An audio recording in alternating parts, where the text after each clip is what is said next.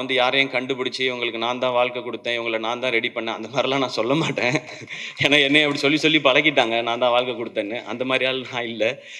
இந்த கருத்து எப்படி இருக்குன்னா, சிவகார்த்திகேயன் மேல வந்து மக்கள் வச்சிருந்த ஒரு இதுவரைக்கும் வச்சிருந்த ஒரு மரியாதையை கெடுத்துக்கிற மாதிரியான கருத்தா இருக்கு. ஏன்னா தமிழ்ல ஒரு பழமொழி உண்டு, நடந்து வந்த பாதையும் ஏறி வந்த ஏனி என்னைக்கு மறக்கக்கூடாது அப்படின்னு சொல்லிட்டு சொல்லுவாங்க. இதை ஃபாலோ பண்ண பல பேர் இன்னைக்கு உச்ச நட்சத்திரமா இருக்கு. இதுக்கு உதாரணம் வந்து சந்தானம்லாம் வந்து இன்னைக்கு சினிமா துறையில் எவ்வளோ உச்சத்தில் இருந்தாலும் அவருக்கு வாய்ப்பு கொடுத்தது சிம்பு அவர்கள் தான்ன்றதை அவர் எங்கேயும் மறக்கல, எங்கேயும் அதை சொல்றதுக்கு அவர் கூச்சப்படலை, வெக்கப்படலை.